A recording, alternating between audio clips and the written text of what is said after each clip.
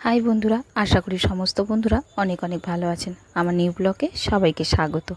আজকে একটা রেসিপি নিয়ে আপনাদের সামনে চলে আসলাম। আমি নিয়েছি এখানে 1 বাটি আটা।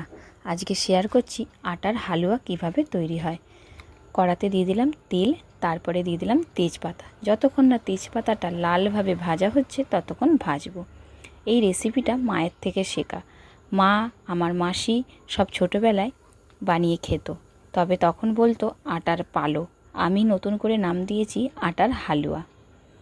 তেজপাতাটা ভাজা হয়ে গেছে, তারপরে দিয়ে দিচ্ছি 1 বাটি আটা। আর আটাটা ভাজবার সময় গ্যাসটাকে স্লো করে দিতে হবে। 5 থেকে 7 মিনিট আটাটাকে ভাজতে হবে, যতক্ষণ না আটার কালারটা চেঞ্জ হচ্ছে। আর অনবরত খুন্তি দিয়ে নাড়াচাড়া করতে হবে, নাহলে নিচে আটাটা লেগে পুড়ে যেতে পারে।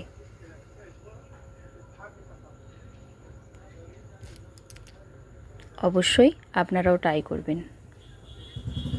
আর দয়া করে ভিডিওটা স্কিপ করবেন না। আটার কালারটা দেখতেই পাচ্ছেন চেঞ্জ হয়ে গেছে। এবারে আটাটাকে আমি কড়া থেকে নামিয়ে নেব। এরপর দিয়ে দিচ্ছি 1 বাটি দুধ। যেই বাটিটায় আটা দিয়েছিলাম সেই বাটির মাপেই 1 বাটি দুধ, তবে দুধের পরিমাণ বেশি হলেও ক্ষতি নেই। দুধটা ভালো করে গরম হয়ে গেল। এরপর যে আটাটা ভেজে রেখেছিলাম আটাটা দিয়ে দিলাম। সঙ্গে সঙ্গে কিন্তু নাড়তে হবে, নাহলেই কিন্তু ডেলা পেতে রয়ে যাবে। অনবরত নাড়তে হবে। যদি মনে হয় দুধ কম পড়ছে, সেক্ষেত্রে আপনারা অল্প করে জলও অ্যাড করতে পারেন। নাড়তে কিন্তু অনবরত হবে, দেখতেই পাচ্ছেন।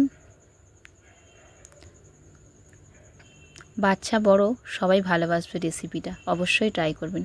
পরিমাণ মতন চিনি দিয়ে দিলাম। তারপরে কিশমিশ দিয়ে দিচ্ছি। নারকেল আগে থেকে ছাই মারা ছিল, সেটাই দিয়ে দিলাম। যে কোনো উপোসের দিনও এই রেসিপিটা কিন্তু দুর্দান্ত লাগবে খেলে। তারপর নাড়াচাড়া করে নিলাম। চিনিটা গলা পর্যন্ত নাড়াচাড়া করব।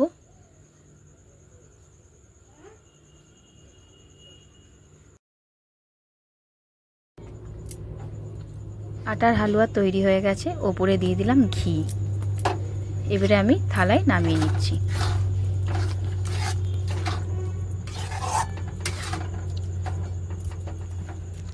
আপনারা কিন্তু অবশ্যই ট্রাই করবেন। দেখতেই পাচ্ছেন দুর্দান্ত লাগছে। ওপরে কিছুটা কিশমিশ, কিছুটা নারকেলের ছাই ছিল, ওপরে দিয়ে দিয়েছি। আপনারা অবশ্যই ট্রাই করছেন তো? কমেন্টে জানাবেন। ভালো লেগে থাকলে লাইক, কমেন্ট, শেয়ার করতে ভুলবেন না। পরের ভিডিওয় দেখা হবে। সুস্থ থাকবেন, সবল থাকবেন। আর এই রেসিপিটা অনেকটা পেটটা ভর্তি থাকে, বাচ্চাদের অবশ্যই খাওয়াবেন।